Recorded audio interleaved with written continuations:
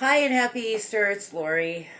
Today is April 16th, Easter Sunday, 2017. And I feel like, everybody's been talking about the shift. I've been doing a lot of talking about the shift.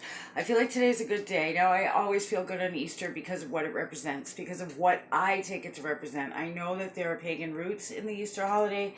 I celebrate it as Resurrection Day, and I really do I look at this as like, the best day of the year. So, but I was thinking yesterday about Saturday, and let's think about it, so 2,000 plus years ago, a little less than a week ago, or about a week ago, Jesus comes riding into Jerusalem, and he gets, the um, the palms, waved at him, and everybody's celebrating him. He knew what was going to happen. He tried to tell his believers, his followers, especially the 12 closest to him, what was going to happen. I don't think anybody really took it to heart because we tend to believe what we see, believe the circumstances around us. And then, I'm not going to stay stuck on this. There is a point to this. So, and then, come less than a week later, and he's being tried and convicted of a crime he didn't commit. I mean, even Pontius Pilate found him not guilty, um, but the Jews insisted, and we all know the story, and he was crucified and died. So now at this point, imagine being one of his followers that actually walked with him, and everybody abandoned him. Well, almost everybody abandoned him. It ran, denied knowing him, and they were fearful, and he knew this was going to happen. They were fearful that it was going to happen to them too. But they really believed that he was coming to save the world, that he was going to bring the Roman Empire down, that he was going to reign. And how many times do we think God's going to answer us, but we have it in our minds how he's going to answer us? We think, okay, the only solution to this problem is dot, dot, dot, or dot, dot, dot. And we can't think beyond that because our human mind only thinks, we can only really grasp things that we've experienced or things that we've witnessed, things that are within our believability range, right?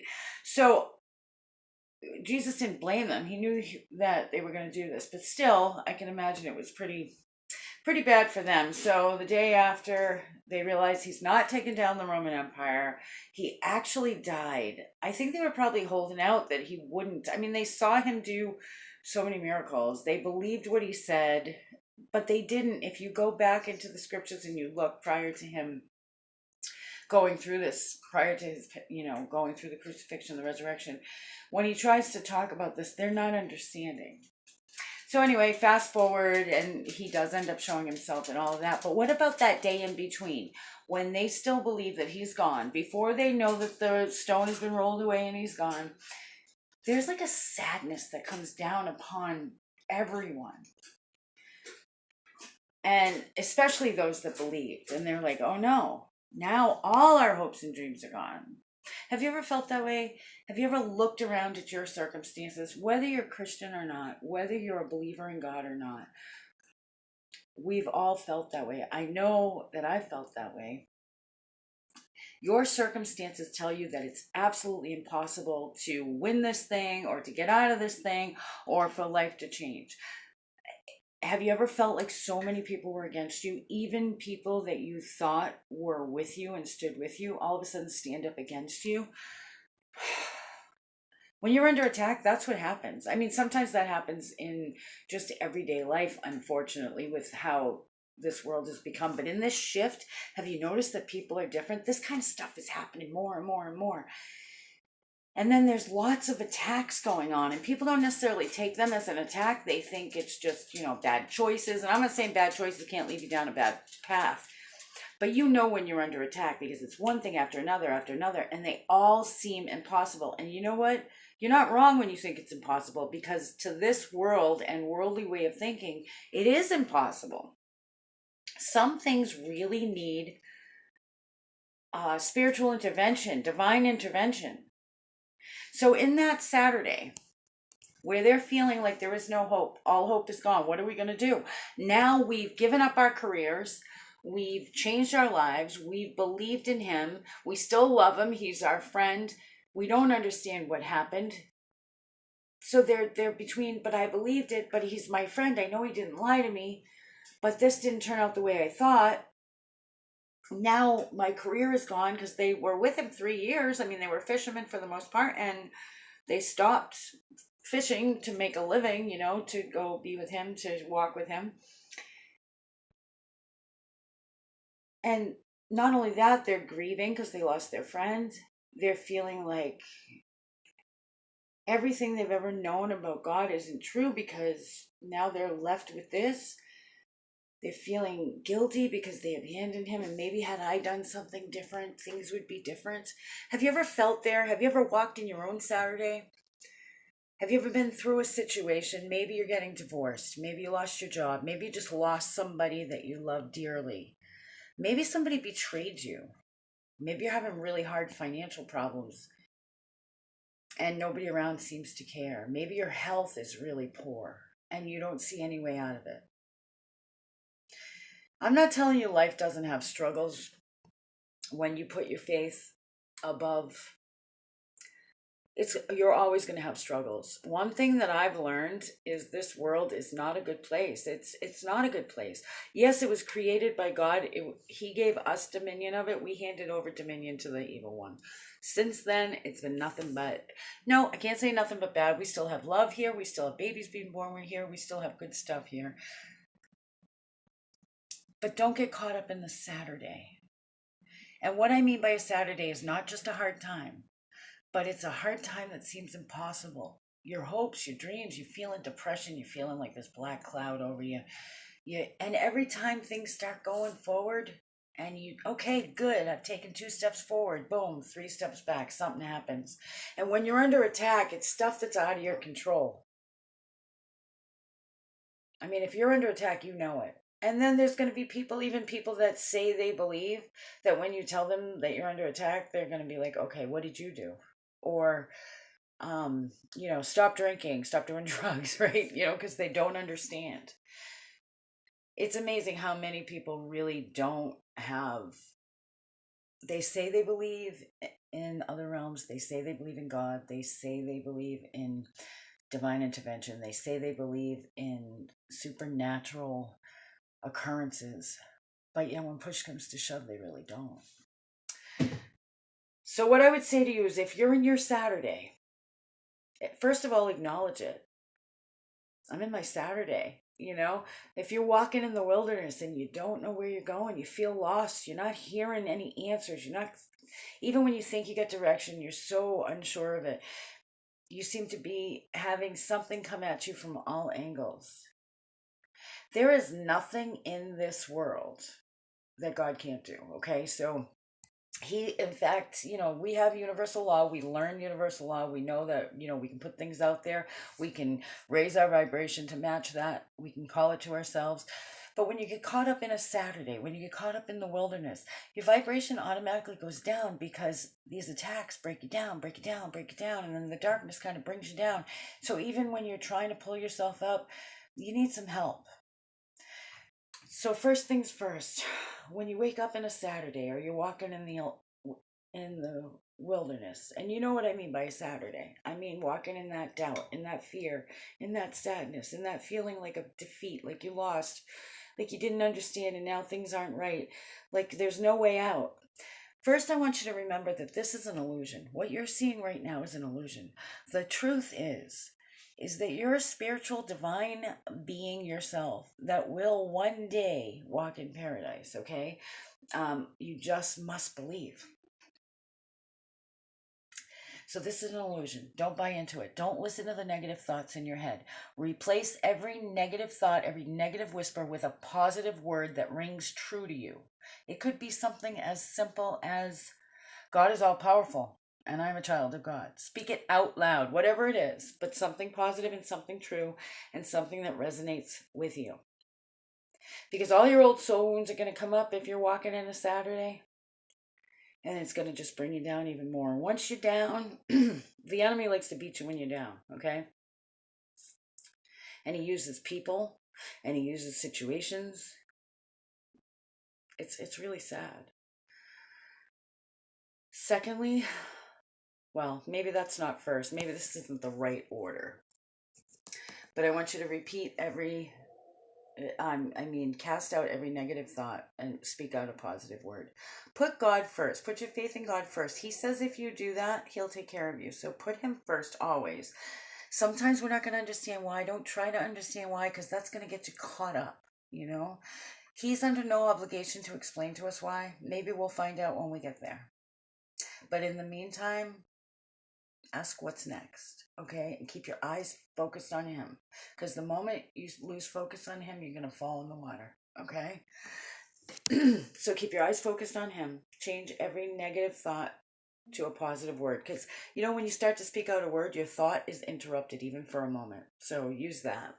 Number 3, look at what you're grateful for, even if you have to really think about it. Pick 5 things a day that you're grateful for and really be grateful for them. Next, don't hold resentments. Don't harbor resentments. Don't hold on to stuff. Don't sweat the small stuff. And it really is all small stuff, even the stuff that we think is big stuff. Don't hold on to unforgiveness.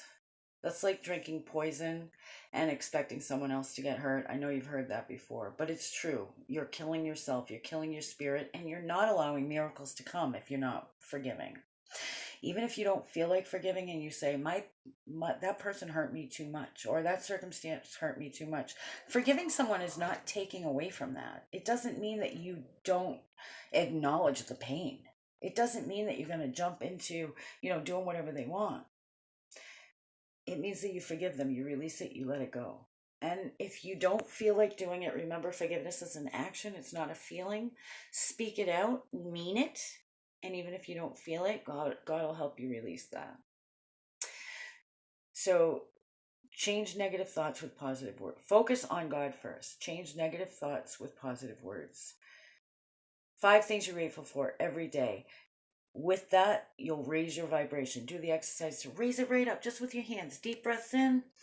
Raise it up, up, up, up, up, and surround yourself with love, with that protective shield. Next, okay, so that's 4. Next, live in forgiveness. Even if you don't feel it, speak it. Be determined to live in forgiveness. Number 6, be nice. Even if you're in a bad mood, be nice to somebody. Be nice to everybody. Make sure you're pleasant. I don't mean be fake. If you can't bring yourself to be pleasant, just a smile. Be nice. Try to put yourself in other people's positions. So be nice, be open, be honest. And number 7, seek out someone else to help. Whether it be through a phone call, whether it be through giving them a little bit of money, whether it be through giving them a ride, whether it be helping somebody get to where they want to be, whatever the case may be. Seek someone else to help every day, especially when you feel like you can't. When you feel like you can't is when you're supposed to. Okay? And number 8, if you can't have faith in yourself, if you feel like you're just so beaten down that you don't have faith in yourself, and it's really hard to have faith in mankind, I understand that. Have faith in God and who He is. Even if things aren't going right and you go, God, how could you let that happen? And you're angry at God. You know what? Admit that you're angry at God. He knows anyway. But have faith in who He is, the creator of the universe. He does things His way. We may not understand, but have faith in His power. Okay? Number 9, believe that the universal laws were set up a certain way. When we work those universal laws, we will manifest what we desire. If all of these go together, if we put God first, our will then becomes His will. It matches, it aligns. When we raise our vibration, we raise our vibrational energy to bring to us the things that not only are needed, but the things that are desired. So it all goes together. So have belief in that whole system. Remember, if you have to, write down times when it worked before. And I don't want to say it worked like God's a genie or that universal law is some kind of game. Because it's not a game, it's not a ritual, it is. It's truth. So bring yourself back to that if you have to. But so have faith in who he is. Believe that you can manifest what you desire, that you will, that you have, that universal law never fails. Okay? And number 10, stay protected. Stay protected. And that's, when you raise your vibration, you put your little bubble around you, stay protected. Don't be easily offended and walk in love. Because you know what? When people seek out to offend you and you are offended, well, then you've just given them something to be happy about. Most times people aren't doing it on purpose. It's who they are. And by being offended and building a resentment, you're not doing anything to help them to see the truth. You see what I'm saying? And it only serves to bring you down. So don't be offended and walk in love. All right, guys, you don't have to stay in that Saturday. Remember, bright and early that Sunday morning, Jesus was gone. Okay? He defeated death. He defeated the enemy. Where I know it doesn't seem like it sometimes. But don't stay in Saturday. Even if you're walking in Saturday and right now there's no way out, remember that Sunday's coming. It's coming. And it will be here before you know it. So just keep walking in gratitude, walking in faith, walking in belief, walking in forgiveness, and walking in love. All right, guys, happy Easter. I hope you have a great day. Tell someone you love them today.